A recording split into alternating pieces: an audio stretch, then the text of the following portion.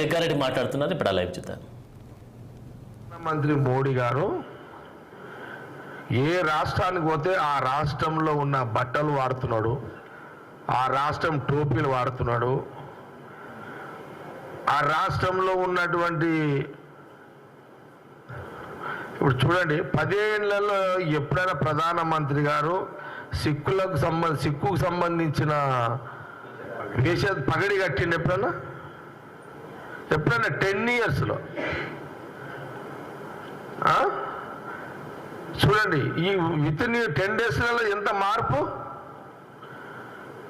ఒకటి పంజాబ్ పోతే గురుద్వారా పోతే టోపీ, అది ఏంది పగిడి.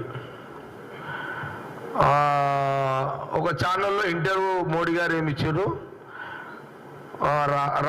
రంజాన్ రోజు కూడా మేము మా ఇంటికి బిర్యానీ పంపిస్తారు, మా చుట్టుపక్కల ఇళ్ళల్లో ఉన్న ముస్లిమ్స్ బిర్యానీ పంపిస్తారు, వాళ్ళు బిర్యానీ నేను మేము తింటుంటే అని మోడీ గారు అన్నారు.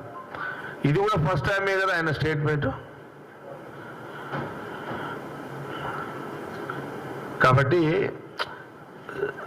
సీట్లు తగ్గుతున్నాయి, గవర్నమెంట్ రాదు అనే ఒక అనుమానం ఎక్కడ మొదలైంది బీజేపీకి. అందుకోసమనే మోడీ గారు తను చివరి యొక్క ప్రయత్నంలో వేషధారణ మారింది, మాట మారింది. ప్రధానమంత్రి మోడీ గారు ఏ స్థాయికి ఎట్లా దండాలు పెడుతున్నాడంటే ఆయన భూమికి ఇట్లా వంగి నమస్తే పెడుతున్నాడు. అంటే భూమికి కాదు,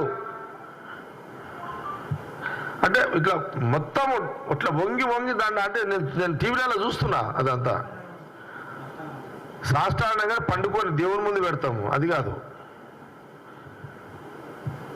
ఇప్పుడు సపోజ్ కింద కుర్చీ కింద కూర్చున్నాడు అనుకో, ఇట్లా కిందికి అట్లా అంత డౌన్ అయ్యి ఆయన నమస్తే పెడుతున్నాడు. దిగదారు.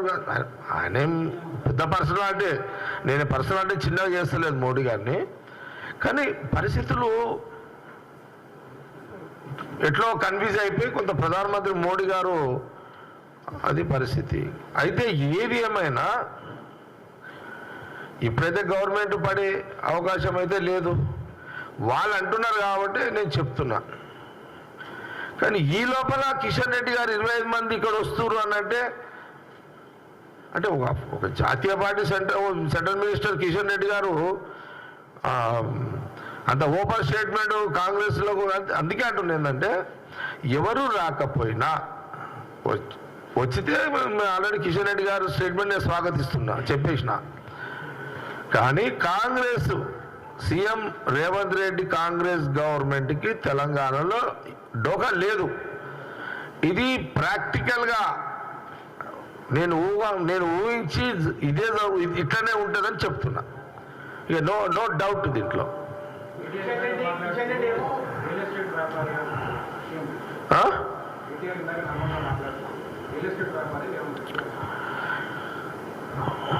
ఒక మాట చెప్తున్నా, ప్రతిపక్ష పార్టీగా కేటీఆర్ గారు ఏదో ఒకటి మాట్లాడాలి కాబట్టి మాట్లాడుతున్నాడు.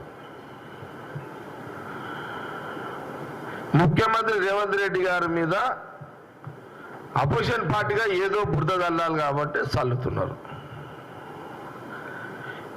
కేటీఆర్ గారు మాట్లాడినా, కిషన్ రెడ్డి గారు ఎవరు ఇంకొక మన హరీష్ రావు గారు మాట్లాడినా, ఇది రేవంత్ రెడ్డి గారి మీద బురద చల్లే కార్యక్రమే. చాలా స్పష్టంగా కాంగ్రెస్ పార్టీ చెప్తున్నది. ఒకటి, మరి మీరు 10 ఏళ్ళు గవర్నమెంట్ ఉన్నప్పుడు మరి మీరు కూడా దందలు చేసి ఉండాలి, మీరు కూడా చేసి ఉంటారు కదా.